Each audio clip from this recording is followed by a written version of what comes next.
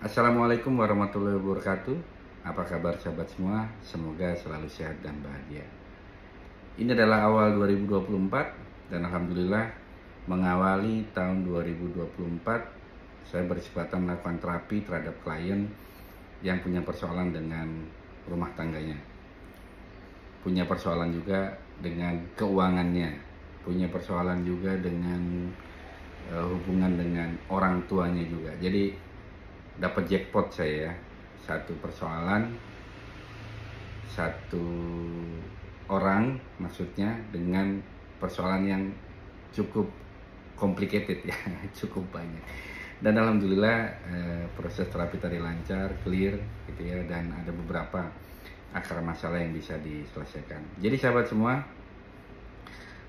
Allah itu selalu memberikan ujian yang yakin hambanya pasti mampu. Cuman kadang-kadang kita sebagai manusia kurang sabar dan kurang memahami apa maksud dibalik persoalan yang diberikan kepada kita. Nah karena itu sahabat semua tidak perlu malu, tidak perlu takut, atau tidak perlu misalnya merasa nggak enak ketika sahabat semua butuh pertolongan gitu ya.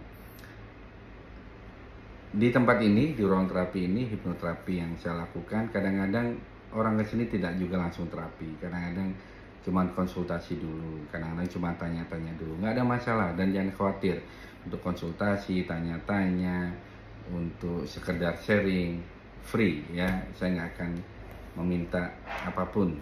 Kenapa? Karena tujuan saya adalah edukasi. Betapa pentingnya kita menyelesaikan persoalan agar hidup kita semakin nyaman. Terus kadang-kadang ada yang nanya nih, harus bayar berapa, harus terapinya, jasa profesionalnya berapa.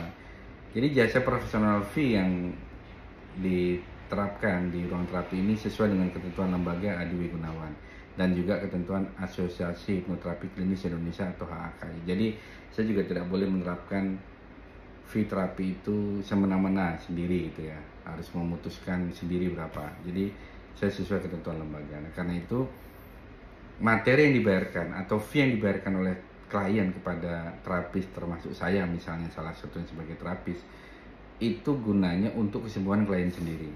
Karena salah satu syarat untuk sembuh adalah ada materi yang dibayarkan. Jadi ada 4 syarat untuk sembuh. Yang pertama waktu, karena waktunya kepake ya, waktu klien, waktu saya juga terpakai. Kedua upaya, karena ada upaya yang harus dilakukan oleh klien sejak awal untuk sembuh. Ketiga materi, jadi materi itu juga salah satu syarat untuk sembuh.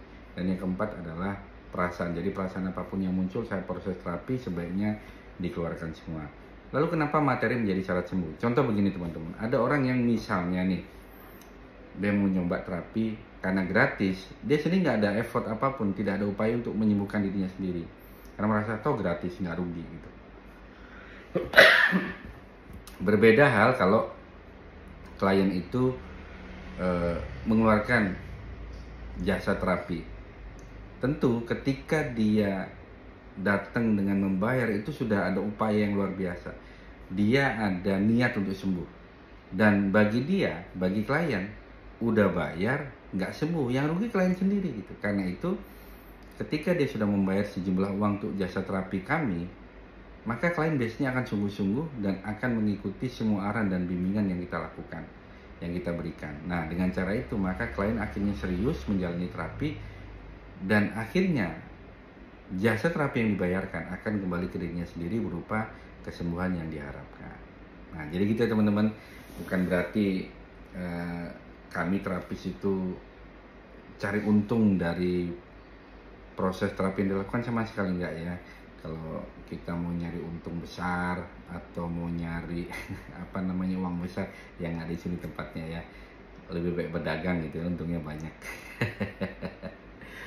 Demikian teman-teman video kali ini, mudah-mudahan bermanfaat.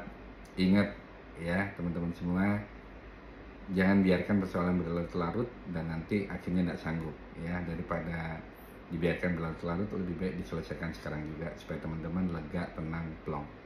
Saya akhiri. Assalamualaikum warahmatullahi wabarakatuh.